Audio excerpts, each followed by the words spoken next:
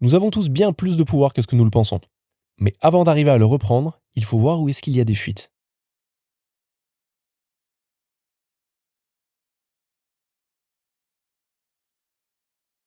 Dans l'épisode d'aujourd'hui, j'ai envie de t'emmener un peu en coulisses du métier de coaching, du métier de coach professionnel. Pas pour te montrer exactement ce qui se passe, mais parce que je viens d'avoir une discussion avec un ami qui est coach, qui voulait emprunter mon cerveau quelques secondes pour une réflexion. Et ça m'a rappelé à quel point on oublie le pouvoir qu'on a. Et dans les deux sens. Parce que lui, lors de notre discussion, il a oublié le pouvoir qu'il avait et il m'a, je vais te le dire, félicité en me disant: «Waouh, depuis notre dernière discussion, tu as vraiment changé».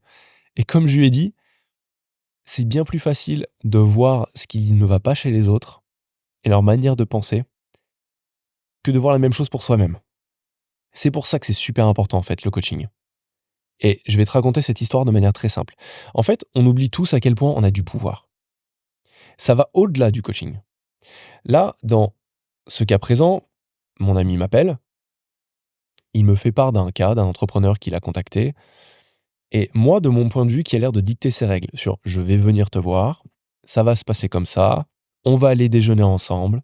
Je déteste déjeuner avec des personnes quand il s'agit de parler de coaching, car je suis pas là pour faire ami-ami. Alors le prends pas mal, hein, mais je suis vraiment pas là pour faire ami-ami avec mes clients. Je suis là pour les aider et j'ai pas besoin d'amis. Ils n'ont pas forcément besoin d'amis non plus, ils ont les leurs, j'ai les miens.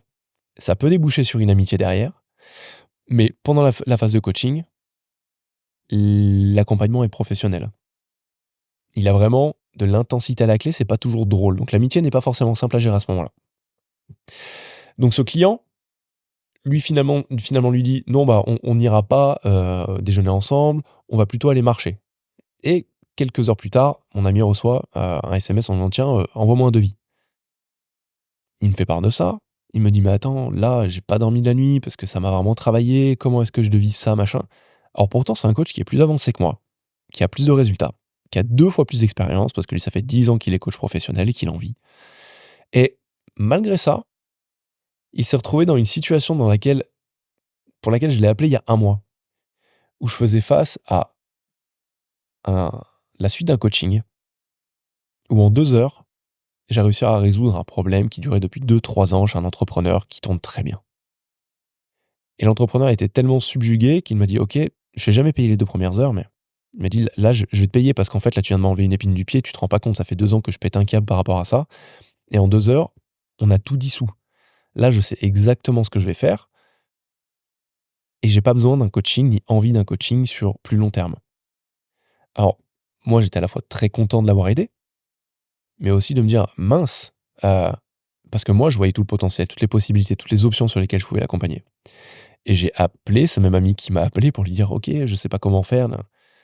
Et il m'a rappelé les règles du jeu, les règles du pouvoir personnel et que là, en fait, j'avais une fuite de pouvoir. La personne en face dictait certaines règles, il fallait que je les accepte ou pas et que j'ai son envie ou pas. J'étais en plein, à ce moment-là, dans un défi de tripler mon chiffre d'affaires sur les 3 premiers mois de l'année et en fait, j'étais pollué par cette vision en me disant: «Mince, là, je vais pas aller sur un coaching plus long. Donc ça nuit à mon objectif». On est tous très auto-centrés.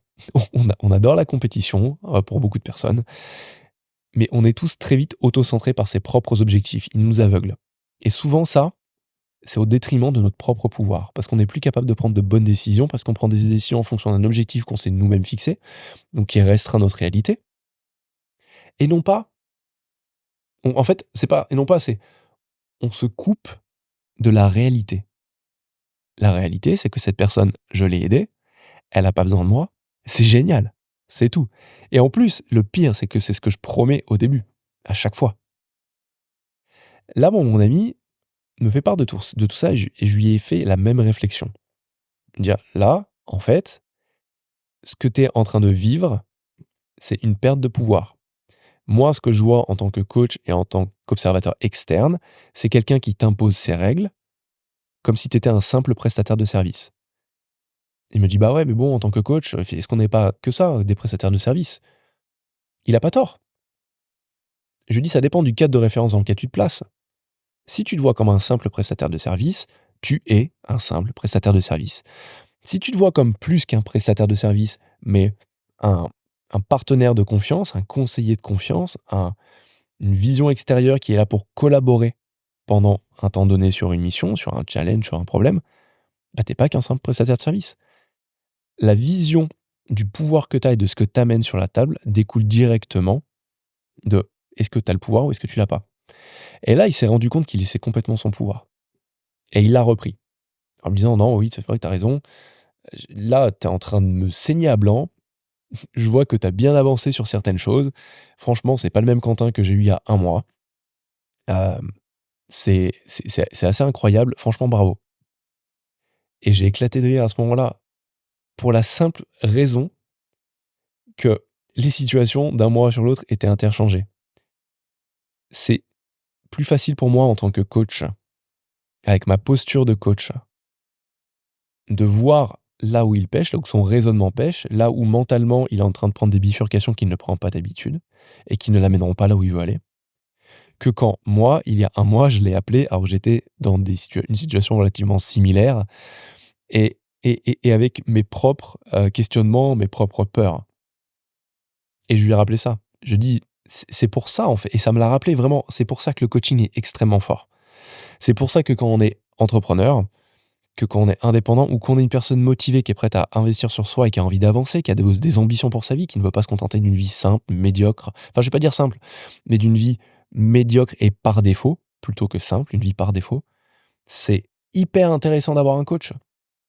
C'est pour ça que j'en ai. C'est pour ça que cet ami me coach régulièrement. C'est pour ça que j'ai une coach au Royaume-Uni qui me coach régulièrement. Parce qu'en fait, on est incapable de voir nos biais. On est incapable de voir les raccourcis mentaux. On est incapable de voir à quel point on laisse notre pouvoir aux autres, la plupart du temps. Et aujourd'hui, j'ai envie de t'amener là-dessus. Comment récupérer ton pouvoir? Et ça va te paraître assez décalé comme approche, mais c'est quelque chose que je fais avec beaucoup de clients. Et souvent, quand on perd notre pouvoir, on se plaint. Moi, je me suis plaint auprès de mon ami que ce client voulait pas signer sur le long terme avec moi. Lui, il s'est plaint indirectement de ne pas savoir comment faire un devis parce que il avait l'impression que ce client prenait énormément de place et dictait ses règles. La première chose pour retrouver son pouvoir et détecter ses fuites de pouvoir, c'est d'apprendre à pratiquer, à retourner euh, ses plaintes en des requêtes. Ce dont on se plaint, on le transforme en requête. Tu peux le faire, je te le recommande dans un journal à l'écrit. C'est de poser tes 5 principales plaintes, les trucs pour lesquels tu te plains principalement, et les transformer en requêtes. Par exemple, j'aime pas un tel, donc qu'est-ce que je vais faire à la place? Vu que je n'aime pas un tel, qui est-ce que je pourrais contacter pour travailler avec? Ou je n'aime pas faire du sport, qu'est-ce que je pourrais faire à la place? Je n'aime pas contacter des personnes de manière froide, sans les connaître, qu'est-ce que je pourrais faire à la place? La seconde pratique, c'est la plus marrante. Mais pour moi, c'est la plus puissante. Parce qu'elle joue sur plein de choses. Sur la confiance en soi, sur le regard qu'on a aux autres, sur la capacité à reprendre le pouvoir qu'on a. Et pour ça, c'est de pratiquer l'art de faire des requêtes, des demandes courageuses, bizarres et décalées. Au moins une fois par jour. Et tu peux le faire pendant une semaine.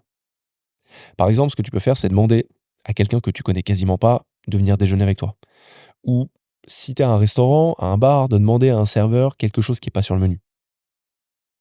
Tu peux aussi demander à ton mari, à ta femme de faire un truc un peu décalé, un peu fantaisiste, voilà, que tu as en tête depuis un petit moment, mais que tu pas dire. Tu peux aussi fixer, et ça j'adore, des barrières, des frontières, des limites très claires en disant simplement non merci à quelque chose qui te bouffe de l'énergie.